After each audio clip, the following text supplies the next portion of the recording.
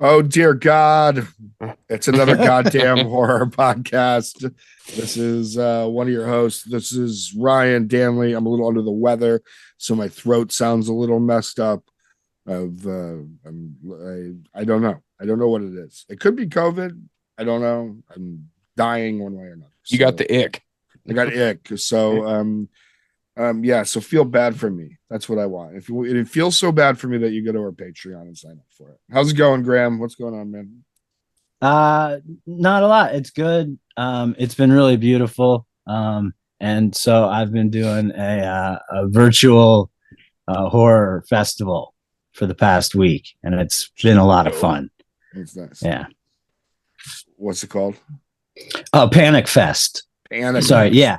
Oh. Yeah, Panic Fest Film Festival. It's one of the two of my favorites. Popcorn Frights Fest is the other really great one. And this year there were a couple movies from that fest actually, but there were a whole bunch of new ones and a lot of just fantastic shit. And the one that I really fucking loved was called Beaten to Death from Australia, directed and written by Sam Curtin. And holy shit, it's the most unrelentingly brutal movie I've seen maybe ever. And it just doesn't fucking stop. And it's gorgeous. It's absolutely stunning to look at. So love a beautiful, yeah, gory, I was brutal so movie. Full in from the get-go. And wow, that was incredible. And there were a bunch of other really great ones that I'm actually talking to some of the directors and stuff. So hopefully we'll be having them on. That's how we roll here. It. Yeah. On another goddamn horror podcast. We don't just like talk about the movies. We go after them and bother their PR people. You know what I mean? We do. Like or I just DM them on Instagram.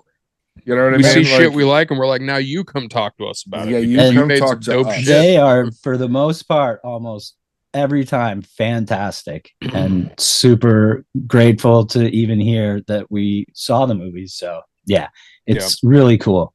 And yeah, we love that indie shit, but we saw some shit in the theater, huh? Yeah, we did. Rare for me. All rare of us. For Ryan. I decided that I'm gonna go to the theater more. I decided I'm gonna go to the theater.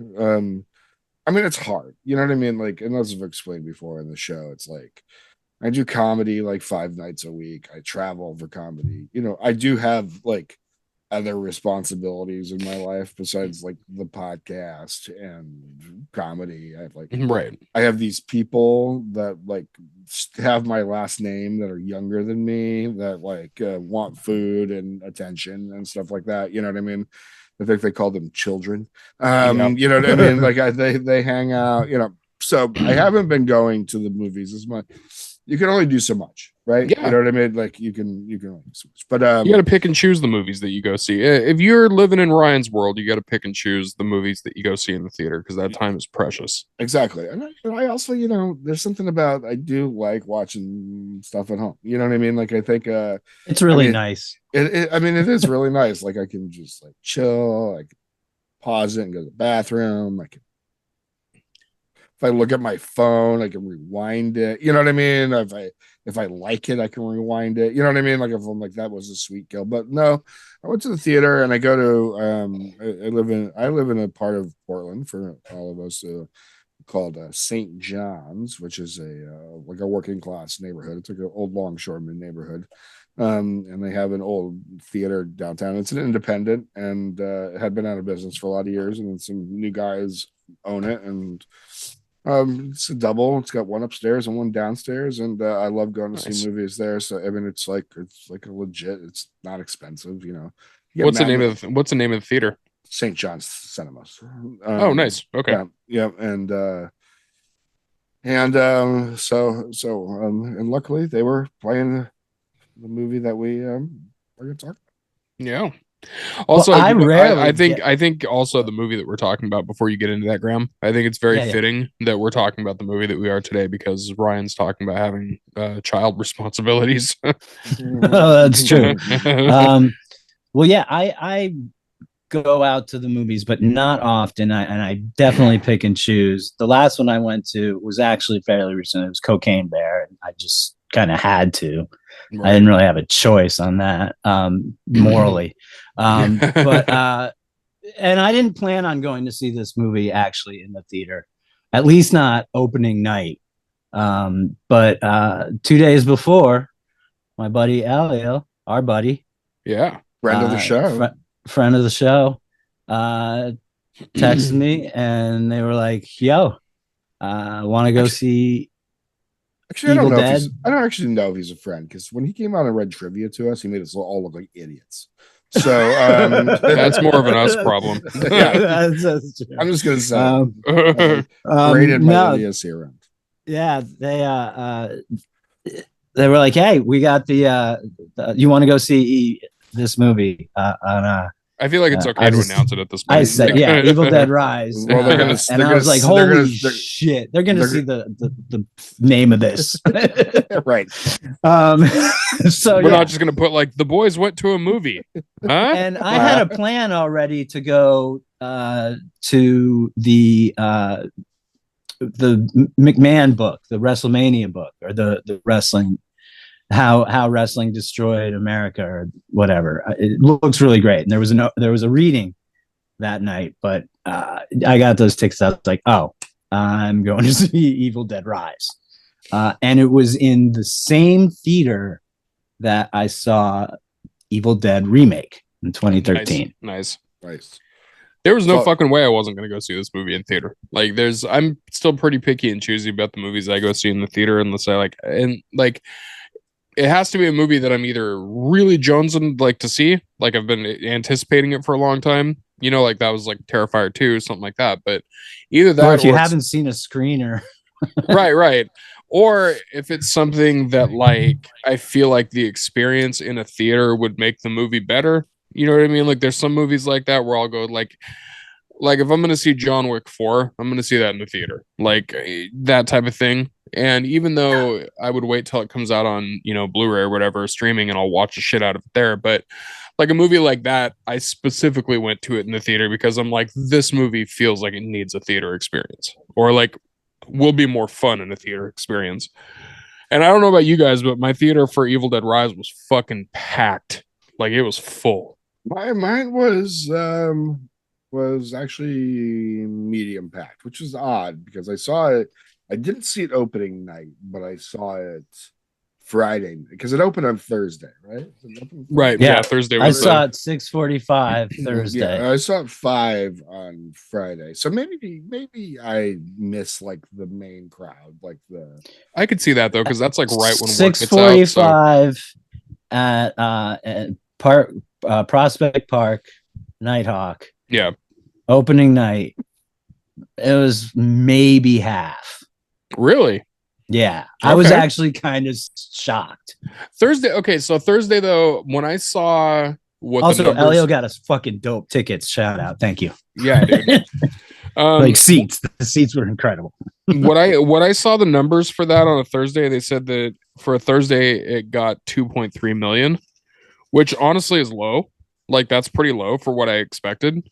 But at the same time, after seeing the movie, I can understand why it wasn't as packed on Thursdays, because like this is a very niche movie. Like you have to be really fucking into horror to go to this one.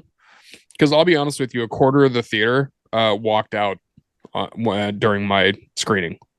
A quarter of the theater, really? A quarter of the theater fucking pieced out on a couple. Who goes into a movie called Evil Dead Rise with posters like they've had, and it was like, oh, this is too much.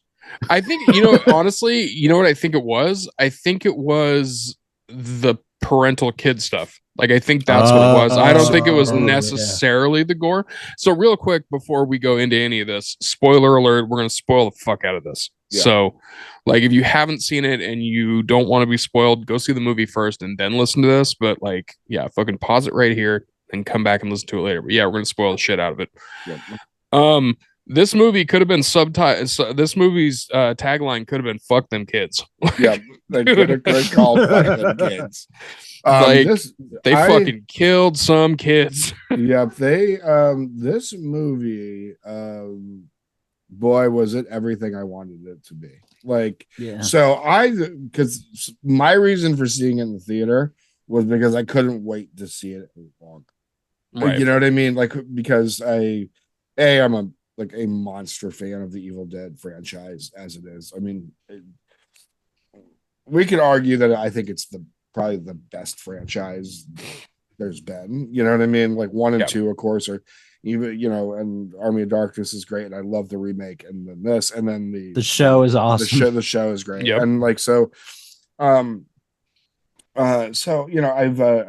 there was, and from the trailer, I was sold as fuck. Like it was just like the trailer was so good and so like spot on, and I don't know, like I'm just gonna come right out of the gate. I'm gonna come right out of the gate and just say I fucking loved this movie. Like I'm not gonna fuck around and like, well, but like I had a hell of a good time. Yeah, I have a question for both of you. What was the point in the trailer that sold you on it? Like, what was the one where it was like, that is exactly what I want out of this? Like, successfully did not see the trailer. I kind of thought that would be the case. Okay, Ryan, what was it? What was it for you that made you go, you know what? Yep. Like I'm fucking in. I think when she said it's either mommies with the maggots now, or when she's looking out when the kid's looking at the thing, and she's like, Mom, you don't look so well, and she's like, yeah, nothing but what a good big hug from you, or a whatever. Hug and kiss from you wouldn't fix. And I'm just like this is like, this movie was made for me. Like this is like the type of movie that like if you said, what should we make a movie for, Ryan? This is the movie. This is it. So the mommies with the maggots now scene is the one that did it for me, where she just pops up and she's like, mommies with the maggots now, and I was like, okay, I'm in. Like, because as soon as that happened, I was like, I know what tone they're going for, and I was like, they're going for the humor that is in it is very dark and it's subtle, but it's there. And like that line alone, I was like, fucking, you sold my ticket, like right there. Exactly. So if we break down the movies, right? So okay, good. I was just wanting to say I was in with the movie because I didn't see the trailer. Yeah. But as soon as I was full in was when she rose with the title credits out of the way. Yeah, dude. Yeah. I think it was a lot of people were like, oh, okay. When that happened, this is all right. We're fucking into this. That shit happened. I was like, oh, fuck right. Dude, also, before the title even fucking hit, somebody got violently scalped. Yeah. That was crazy. But then, like, I don't know, when she rose, that it like the evil deadness of it all came like into full vision. And also not just because it said it. Right. But no, the rising, the Christ-like, but pose, the whole idea of it, and even I guess because of the title, I don't know, it was perfect. The whole theater fucking hooed and hawed when that happened. As soon as she rose up out of the water, everybody was like, "Yeah!" It was like fucking way into it. So what I think was successful about this movie is that it took the dead ass serious gore violence of the remake, but added like a little bit more. I don't want to say whimsy because it's not a happy movie, but it's also a little bit more, a little bit accentuated. Like it's a little bit. It's got just a dose of 1 and 2 thrown in there, you know what I mean, with like a little bit more over the top, where like I mean, the Deadites in this one played around a little bit more with their victims before, I mean, as compared to the remake. Sort of like, but like I think about like the head, the deer head. It wasn't a deer, but you know, like that shit talking and stuff, that's playing around. Like that's sure. That's sort of the same idea, I think, of just like fucking with them from so I think they did it. It was just they had a different vessel and they used it You know, they didn't have Ash, who's a clown. You know, like no, but like this one, because it was a mom, I think because of the fact that it was a mother, the tone that came out of her had a little bit more of that, like it had a little bit more of that whimsy at times before, like, you know, before it went nuts. Whereas like with the, like before a scene specifically went nuts, but like, whereas the remake, like there was no letting up. Like there was almost no like whimsy or even dark humor or even fucking with them or anything like that in a fun, in like a borderline humorous way or like a borderline, you know, whimsical way. Whereas this one had a little bit of that peppered in. Like by no means was it like forefront at all. It was very subtle, but it was there. Right. It's true. Yeah. And I thought this felt like a spiritual successor more to the remake than to the others. 100%. Yeah. But here's no question. Did you guys know that Bruce Campbell was in the movie? No. He is. Where is he? He's the voice of the priest that's reading the words in the record. Oh, nice. Yeah. Now, here's the funny thing. I saw a thing today from the director, Lee Cronin, that said, somebody asked when during that little thing, they said, so what was Bruce Campbell playing? Was he playing the priest? He goes, I don't know. You tell me. And then he goes, what do you mean by that? He goes, I never tell you who Bruce is playing. He goes, that could be Ash. He goes, that could be Ash from going back in time. He goes, I'm not going to tell you it is or it's not, but I'm going to tell you it fucking could be. Like, he goes, but that's Bruce. And the way it happened apparently is that Bruce was in Ireland when they were filming, and he was like, hey, so do you want to do this? And Bruce was like, fuck yeah, I want to. So he's uncredited. Like, he's completely uncredited. There's nothing that says that it's him or anything. But Lee Cronin was like, yeah, that's Bruce Campbell. So, oh, that's crazy. Oh, that's super fun. So, yeah, I had no idea. That's fun. Like, I thought I like it better. I was been trying to think about where I put it on the scale. Like if out of all of them, what's my favorite? I think 2 is the best. 2's my favorite. 2's my favorite. It might be tied with for number 2. Like it might be like with the OG. With the OG number, with the OG number 1. Yeah, like it might be tied because I just thought it was, I thought it was creative. I thought there was enough like homage to the old ones without it being like too much fan service. You know what I mean? Like you know, like she got the chainsaw and she got the shotgun and like you're like okay, boomstick and chainsaw. But I kind of don't feel like it was like I don't think like they went too hard. You know what I mean? Like which I thought was kind of cool, you know. They fucked up her hand, which was sort of a homage to the his losing his hand. You know, they stabbed her through the hand. She had to wrap it up. There were little things like that. It was really dope. Dude, my theater was fucking stoked when the chainsaw came into play. I think every time a chainsaw shows up in any Evil Dead movie, people are because there's isn't one that it doesn't. Right. At some point, a chainsaw or movie, or a chainsaw adjacent type of thing. Like if it's not a chainsaw, it was like a fucking a saw knife, or something like that. Like it still was like a chainsaw type of thing, but this was straight up a chainsaw, and like. Yeah. Also, as soon as the main chick picked up the chainsaw, everybody was like, "Oh!" Like everybody was just like, "Oh shit!" Like there's the Ash scene, Right. And also, here's another thing about it. Like the way that this one also kind of changed up the lore a little bit, I think was good because it made it feel a little bit new. So instead of it just being, somebody reads the Book of the Dead and then this all happens, it was done over the, loudspeaker. It was done through a record. There was also the 3 vinyls plus the book, like that type of thing. Right. So that whole thing added to it in a way that I thought was really fucking cool. Yeah, 100%. It kept it fresh. Like it kept the whole idea of it fresh. And Also, like, I want to go back to the kid thing because I think people were like, that was a kind of a thing that people talked about when the movie first came out. They're like, there's a lot of kids in this cast. So they didn't think that the body count was going to be high. And it was like, do you really think the Evil Dead's not going to fuck up some kids? Like, do you really think that that's what's going to happen here? Right. And like, again, spoiler alert here, all of the kids die except one.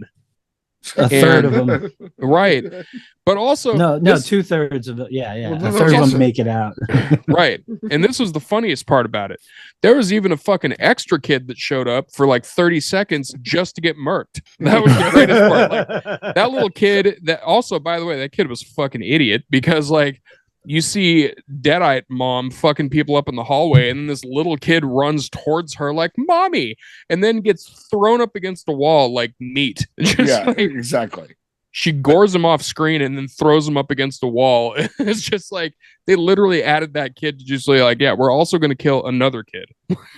Can we talk about how good of a scene that hole through the peephole beautiful was shot? It was so good. It was such good directing, and so like the neighbor comes out with the shotgun, and you know what I mean, like, and shoots her, and just like the way they did that whole thing was just it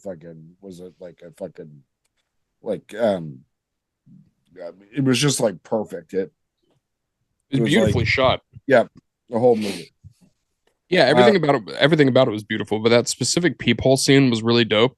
And also, this is something like, again, I also want to bring up that was kind of a smart inclusion in the movie. You guys can chime in on this, especially you, Ryan, because it more equates to your life than me and Graham's. But it played off of the unspoken thing that parents have sometimes, where they feel that being a parent imprisons them. And it's not that, and it's not all the time, obviously, and that's obviously not even the normal thought. But it is something that is kind of a taboo thing to bring up. But it's something that does for sure happen in life, where somebody, they either have a child that they weren't expecting to have, or the child happens to be difficult or whatever, and it makes them feel, imprisoned in their life to where they can't do this.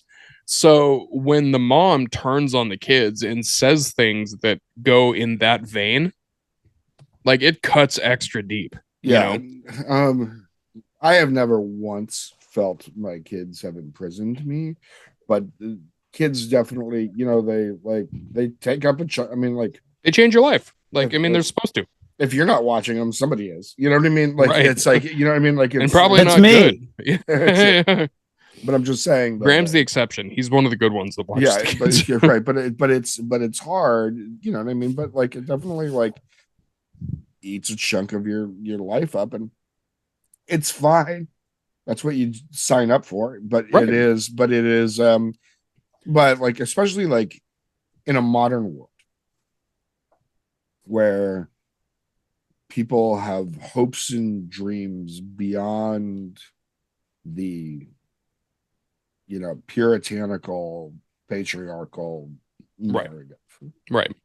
You know what I mean? There can be a sign, specifically for women, because women get shouldered with a lot of responsibility with children. Even in atypical relationships and things, like a lot of the stuff will fall on, and you take like a woman like the mother in this, and she's a tattoo artist, and she's clearly an individual, and there's a sign on the door that says feminism is a, you know what I mean, and all that, and yeah, I mean, like, when you don't see yourself as just a vessel for children, right? Because we have decided that narrative is oppressive, right? Unless you opt for it, and then it's that's it is. But like, if it's forced on you, so yeah, it's hard, and so they kind of deep dive into that with some kids who clearly already been through some trauma,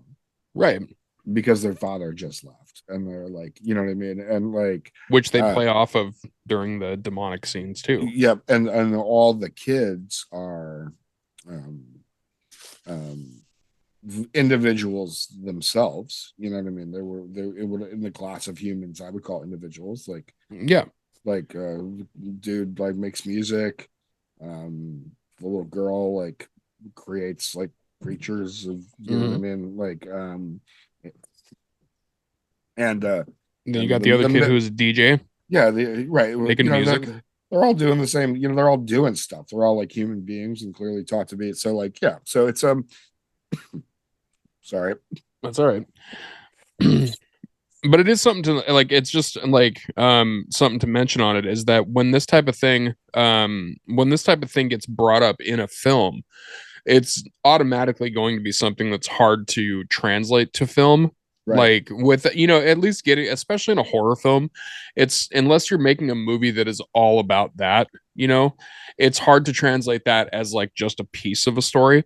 But when they do things with her, like when she turns over and she says like, I'm finally free of you titty sucking parasites, like that type of thing, that's a fucked up line, but also at the same time, the line was used in such a good way when she was already scaring the shit out of the kids. And then she looks at the little girl who was like easily the most pure out of all of them because she had the most pure intentions. Right. She wanted to see her parents back together. She's the one that still had that connection to mom, even after the Deadites take over. Right. And she looks right at her and says, I'm finally free of you titty sucking parasites. And then you can see like that little girl's whole fucking reality just destroy. Like, yeah, it was good. Was there anything? Can we talk about the amount of blood? So much blood that was used. That was a lot of blood. I'd like to know how it ranks in blood usage in movies, because there was a lot. Lee Cronin said that I'll have to look up the exact amount, but he said that Lee Cronin said that the amount of blood that was used was easily the most that he's ever used, but also as far as budget wise, it took up a significant portion of the budget because of how much they had to use. Like, and just the Shining homage elevator scene alone was just a fucking monumental amount of it. And that's on top of everything else, Yeah, there was just blood pouring, dripping, raining all over the place all the time. And also like the remake, it's so many fluids. It's 6,500 liters. It's a lot of liters. That's a shitload of blood. So the other thing that's so let's talk about the setting change here, because I think a lot of people were worried about the setting changing from a cabin in the woods to an apartment in a high-rise building, having it take away from the claustrophobia of the cabin in the woods feeling and the isolation feeling of that. Mm-hmm. But fuck me, did they use this properly? Like, it was just as claustrophobic. It was just as isolating, if not almost worse, because it was in Los Angeles. You had earthquakes, you had all this other shit that was happening, and you had this dilapidated building, that was getting ready to get bulldozed. So there's nobody fucking living in it anyway. Right. So it's kind of like one of those buildings that only has 3 or 4 people. Right. 3 or 4 inhabitants. And so I think they used the setting perfectly well. Like, I think the building was a great character in and of itself. Like, it was like, I like the walkthrough that the little girl did for the sister when she got there. Yeah. When she was like showing her everywhere. So you got like a sense of the building. It was great. Yeah. It was a really good way to do it. Yep. And little lines like, you're not going to get through those big ass doors without a gun, or something like that. Like, to show you, like, no, these fucking doors are like, you're not getting through these. Yeah, exactly. It was it was all like stuff that was like impressively placed into the script. By the way, that is 17,000 gallons. Fuck. That is a lot of. That's I would imagine most of that was used in the elevators. Well, yeah. So there's 2 elevator scenes technically. Well, sure. Yeah. So which both were blood filled. The first one was literally the blood filling in the elevator, and then the second one was the elevator plummeting to the floor and having the Shining homage scene. Right. So you had 2 massively bloody scenes right on top of each other. So where are you guys ranking it? It's fucking hard to say, man, because like out of all of them, Yeah. All right, I'll go. I was trying to think about it. It's really hard to rank these, but I guess I'll go 2 for first, and then this one for the second. So yeah, I don't even have to explain the rest. So yeah, 2, the second. I'd give it 11 Danzigs. Yeah, it's off the Danzig scale for sure. And I thought I really liked the fact that they brought it out away from the cabin, because the last one got it away from Ash more or less, and now we're like, I like that we're getting away from Ash and the cabin.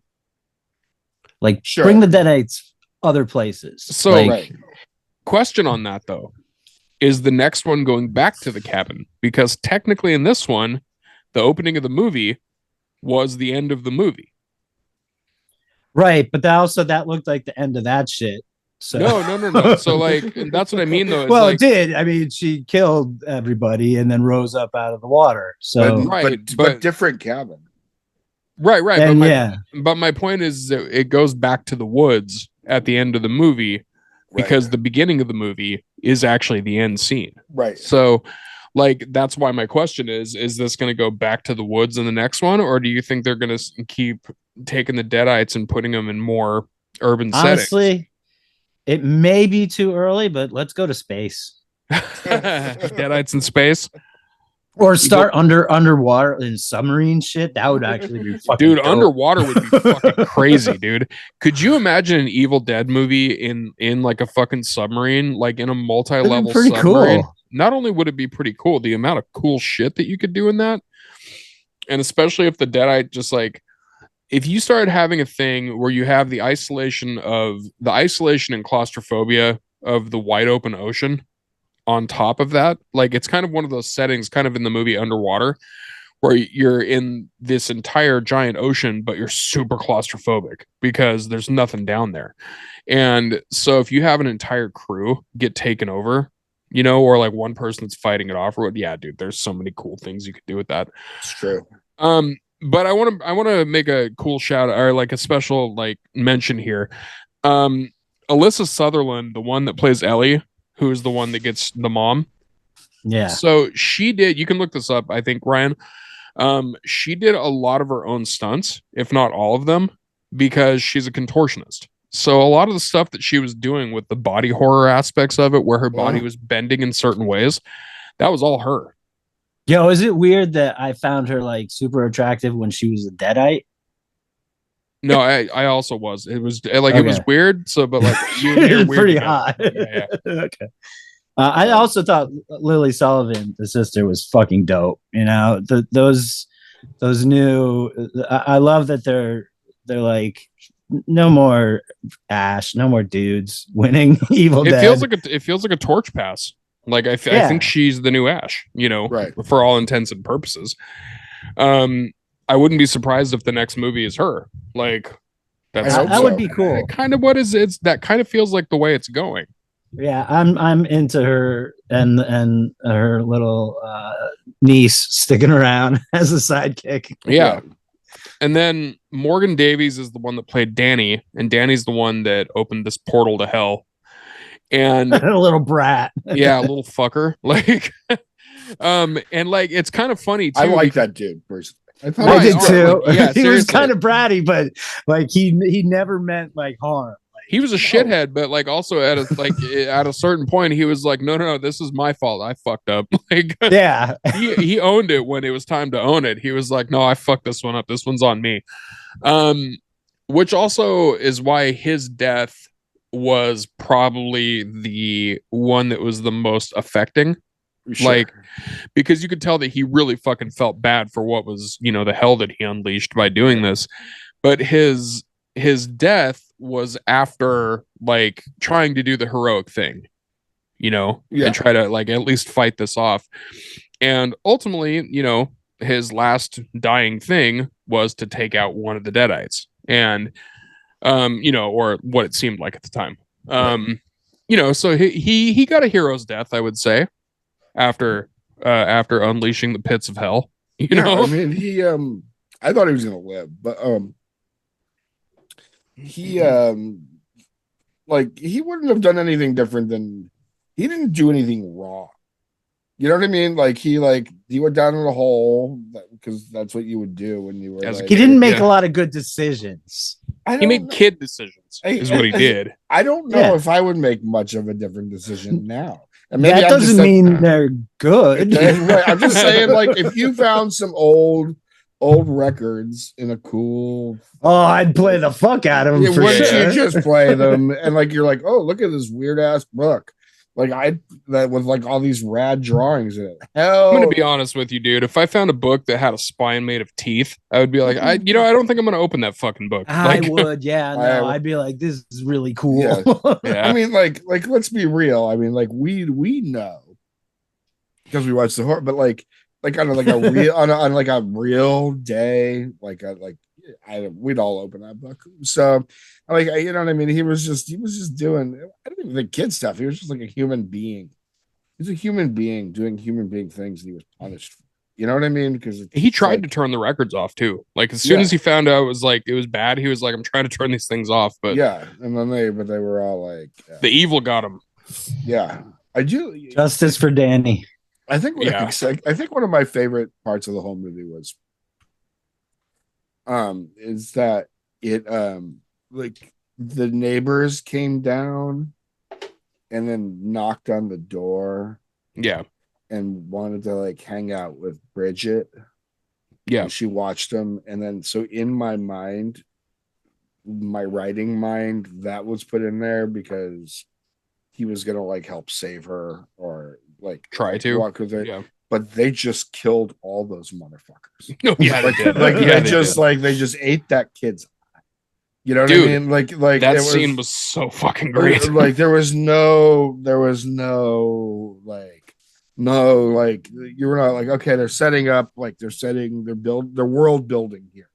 They show like her not going, nope, it's just another person to kill. You know what I mean? So like it was which is fascinating to me, like how you write that to be like, okay, we're gonna create like a little like, you know, there's like some sort of like love thing, interest here, but that doesn't matter because they're all just gonna be dead here. And they're all meat puppets at that point. Right, exactly. And also like as soon as the dude prayed, I was like, oh, he's gonna get it. Like as soon as he did the prayer, I was like, oh, sweetie, you're going. Yeah, you're done. And then, dude, his scene when she fucking pulls his eye out with her teeth and then spits it at the other person down their throat. I'm like, that was fucking. Not only was that creative, but also like the way that they did the POV shot of the eyeball flying into the person's mouth. Yeah, I was like, that was perfect. You know what my favorite part was that is not related to a death is the bait and switch for the cat. Everybody thought the cat was going to get killed as soon as she looked up at the cat in the duct. Yeah. And then the cat was like, I'm getting the fuck out of here. And the cat and she just crawled through the ducts. But yeah, that cat was just like, that cat sniffed down in that vent and that cat was like, get me the fuck out of here. It was just there to give her the idea. Yeah. I was pretty happy about that. Yeah, no cat death. I was and I was fine with all the kid death, but like no cat death. Yeah, that was good for me. I was welcoming it. The kid that literally showed up for 30 seconds just to get thrown up against the wall, everybody cheered when that happened because it was hilarious. It was hilarious that kid just trotted onto screen and they were like, oh, that kid's dead. Like, there's no way. Yeah, it was just it was perfect. It was, and the fact that she walked back onto frame and looked down at him like, you stupid fuck. Like, why did you do that? Why did you come out here? Yeah, like why would you do that? I enjoyed the part where it's just like a little thing, like it was such a visceral scene where she pulls the scissors out of her nose. Oh, and there's just something about that like long pull of the scissors out that's almost like licking the tongue in the remake, you know, or when Jason's head in 4 slides down the machete. Like there's just something about like that, like intensity of gore that it's just on like a different level. Like rather than just being like, okay, like you're stabbed, chop the hand up. There's just like you can feel that in your bones, like that, like the scissors just sliding out of the face. It's just like, yeah, it's like, yeah. Anyways, I think my favorite was the glass eating. Oh, whoa, yeah. That one made my skin crawl. When she swallows it and you see it from the inside cutting, like, yeah, that nice. One got me. That's a very just good special effect. Like, the one thing that I thought was cool, because I like it when they play tricks on you like this when it comes to the trailer. And Graham, you didn't see the trailer, but the trailer, one of the focuses of the trailer was the cheese grater. So everybody thought the cheese grater was going to be fucking wild. And then in the movie, the cheese grater was just like, yeah, it was a fucking scene of a cheese grater getting run across your leg, but it was just like one gnarly slice. And then the cheese grater fucked off. And everybody was like, the fact that they did it in the theater to be like, oh yeah, this is going to be the thing. So like everybody anticipates this cheese grater scene. And then like the thing that happened right after the cheese grater was way nastier. So it was just like everything surrounding that cheese grater moment was pretty fucking like insane. So yeah, which is why I thought the cheese grater scene was actually kind of brilliant marketing for the trailer, because it gets your anticipation to when the trailer so during that scene when the cheese grater happens, everybody that saw the trailer was like, oh shit, and then it allows the rest of the stuff surrounding it to catch you off guard, which I thought was cool actually. Yeah, there's nothing really negative I have about this movie. Like I don't have anything negative to say either. I feel like it was. I just want to see it again. Yeah. Mm-hmm. I liked the story, and I don't know. Like I thought it was.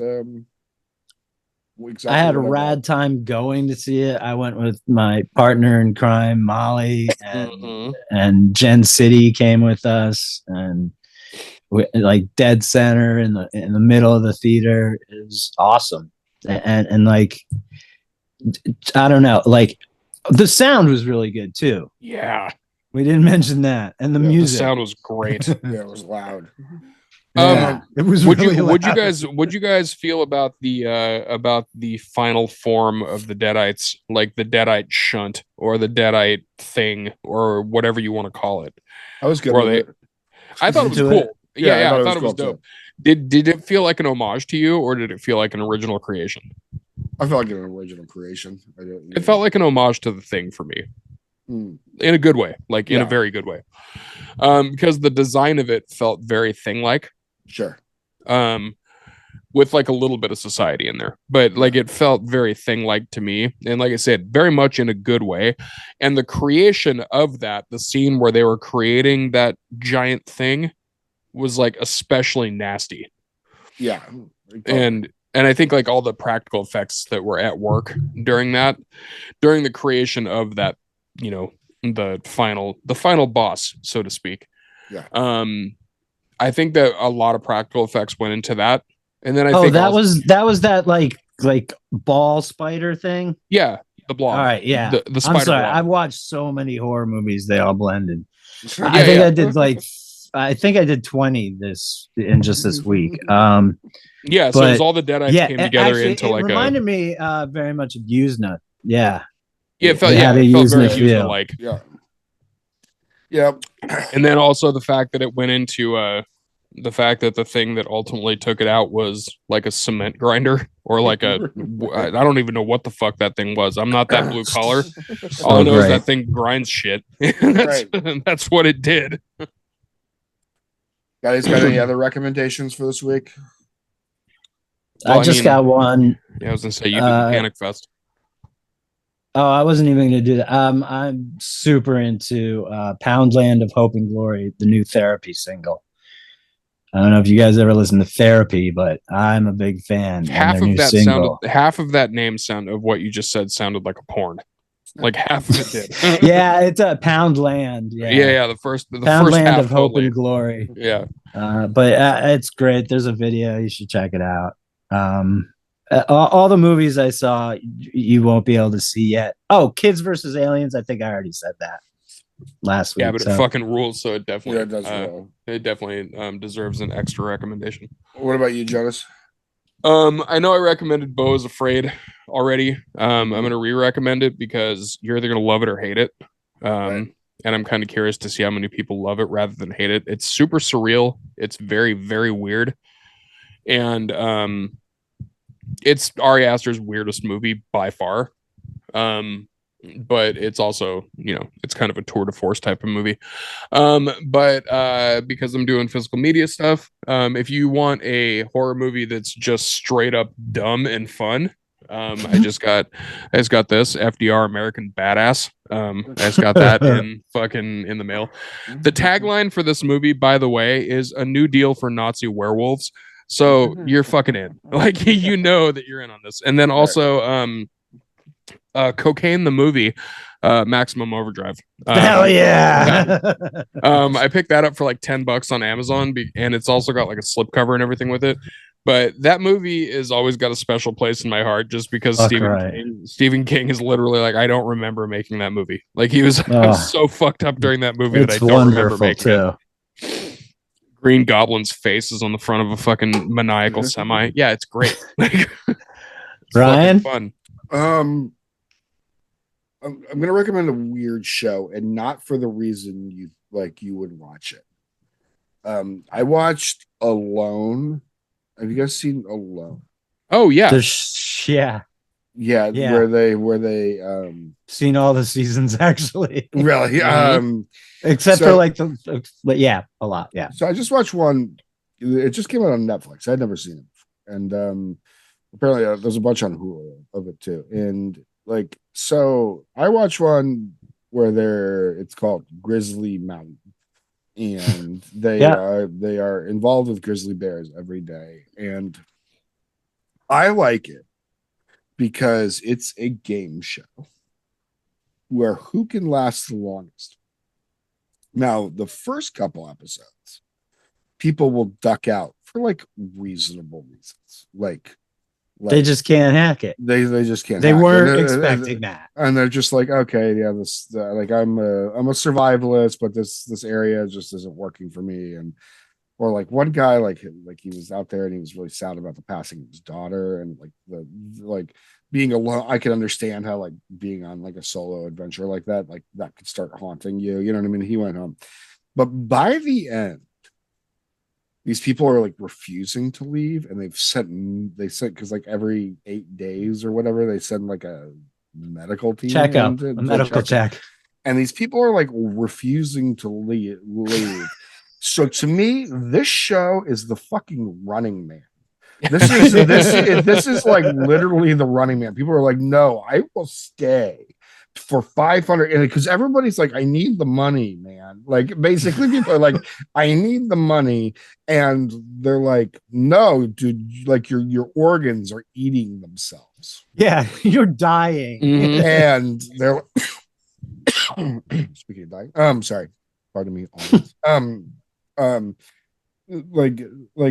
they're like, no, like I need to stay, and you're like, and then they're like one guy's like he's pissed because there's like a Wolverine that's been eating the rabbits he's snaring and shit, and I'm like, bro, like listen, like I get it, like $500K.